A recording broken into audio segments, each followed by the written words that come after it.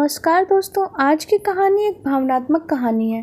आज कुछ ज़्यादा ही देर हो गई। वैसे तो वो औरत हर रोज़ 8:30 बजे तक आ जाती है। आज 9:30 बजने को आए, फिर भी नहीं आई। पता नहीं, उसके बिना दुकान बंद भी नहीं कर सकता। उसे वचन जो दिया है, क्या नाम था उसका? इतने दिनों में मैंने उसका नाम भी नहीं पूछा। ये सब बातें मोहन के दिमाग में चल ही रही थी। कुछ दिनों पहले ही उसने डेयरी शुरू करी थी। उसकी शॉप ज़्यादा बड़ी तो नहीं थी, जिसमें वो दूध और बाकी मिल्क प्रोडक्ट्स रखता था। उद्घाटन के पहले ही दिन एक ग्राहक औरत दुकान पर आई थी। उसकी गोद में छोटा सा लेकिन बहुत ही प्यारा बच्चा था। उसने दूध की एक बोतल ली और मोहन से बोली, भैया अभी मेरे पास सिर्फ 10 रुपये हैं, बाकी के आपको कल दे दूँ तो चलेगा क्या? मोहन तो एक बार उसकी तरफ देखता है। वह बहुत ही गरीब लग रही थी। गले में मंगलसूत्र, माथे पे सिंदूर भी नहीं था। शायद उसका पति मर गया होगा। मोहन ने अंदाज़ा लगाया। पुरानी मैली साड़ी को कई जगह से रफू किया गया था। माथे से पसीने की बूंदें बह रही थी। फिर उसकी नज़र उस मासूम से बच्चे पे गई, जिसके मैले चेहरे पे एक निष्पाप सी हंसी थी और अभी अभी निकले उसके 2 दांत हंसी को और भी ज़्यादा प्यारा बना रहे थे। मोहन ने उस औरत की तरफ देखा और बोला, कोई बात नहीं बहन, आप मुझे पैसे बाद में दे दीजिएगा। बड़े समाधान के साथ उस औरत ने मोहन की तरफ देखा और बोली, भैया मैं कल ज़रूर आपको पैसे दे दूँगी। यहीं पास में उस दूसरी गली में जो छोटा सा घर है ना, वहीं रहती हूँ। मोहन मुस्कुराते हुए बोला, कोई बात नहीं बहन, अगर पैसे नहीं हैं तो भी चलेगा। जब आपके पास होंगे तब दे दीजिएगा। फिर वो औरत वहाँ से चली गई। अगले दिन वो औरत पैसे लेकर डेयरी पे आई और पैसे मोहन को देने लगी।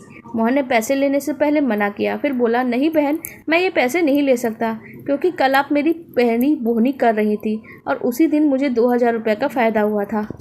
बहन आप तो मेरे लिए बहुत ही लकी साबित हुई हैं, इसलिए ये पैसे मैं नहीं ले सकता। मोहन की बात सुनकर उस औरत को बहुत ही खुशी हुई।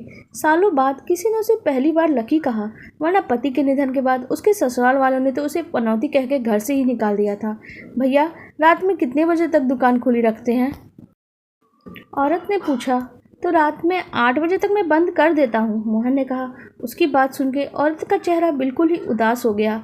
मोहन को समझते देर नहीं लगी। उसने पूछा, कोई समस्या है बहन? मैं 2 घरों में झाड़ू पोछा बर्तन करती हूँ। काम ख़त्म करके करीब 8:30 बजे तक घर लौट पाती हूँ। तब तक तो सब दुकान बंद हो जाती है और मजबूरी में मुझे अपने बच्चे को भूखे पेट सुलाना पड़ता है। वो कुछ नहीं बोल सकता, उसी का फ़ायदा उठाती हूँ, कहते हुए औरत का गला भर आया। उस औरत की बातें सुनकर मोहन को बहुत ही बुरा लगा। फिर वो बोला, आप चिंता मत करिए बहन, बिना आपको दूध दिए ये शॉप बंद नहीं होगी, लेकिन मेरी भी एक शर्त है। वो आंसू पोंछते हुए औरत पूछती है, क्या शर्त है भैया? इस पर मोहन जवाब देता है, आप मुझे दूध के पैसे नहीं देंगी। ये सुनकर औरत की आंखें खुशी से आंसुओं से भर गई। उसे ऐसा लगा जैसे भगवान इंसान के रूप में उसकी मदद करने आ गए हों। उस दिन से वो हर रोज़ 8:30 बजे डेयरी पे आके दूध की बोतल लेकर जाती। धीरे धीरे करीब 5 महीने बीत गए और वो धीरे औरत बहुत ही ज़्यादा बीमार रहने लग गई। ज़्यादा काम, चिंता की वजह से उसका शरीर लगातार कमज़ोर हो रहा था। एक दिन मोहन उसका इंतज़ार कर रहा था, जब करीब वो 9:30 बजे तक आई। आज उसका चेहरा बहुत ही कमज़ोर लग रहा था। मोहन ने उसे दूध की बोतल दी, लेकिन उसने सोचा शायद जल्दी में, इसलिए वो बात नहीं कर रही। अगले दिन फिर आई, लेकिन अब मोहन को उसका चेहरा काफ़ी बदला हुआ सा लगा, जैसे वो बहुत ही ज़्यादा कमज़ोर और बीमार हो गई हो। तीसरे दिन जब वो दूध लेने आई तो मोहन ने देखा उसकी हालत और भी ज़्यादा ख़राब हो गई है।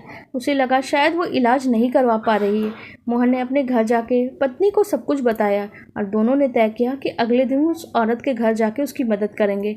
अगले दिन मोहन और उसकी पत्नी उस औरत के घर पहुंचते हैं। वह एक छोटा सा घर था। जब वो अंदर गए तो उन्हें एक अजीब सी बदबू सी महसूस हुई। घर में औरत का नन्हा सा बच्चा खेल रहा था, पर उस औरत की लाश बिस्तर पे पड़ी हुई थी। उसकी आंखें अपने बेटे को देख रही थी, मानो उसकी आखिरी सांसें भी सिर्फ अपने बच्चे के लिए जी रही हों।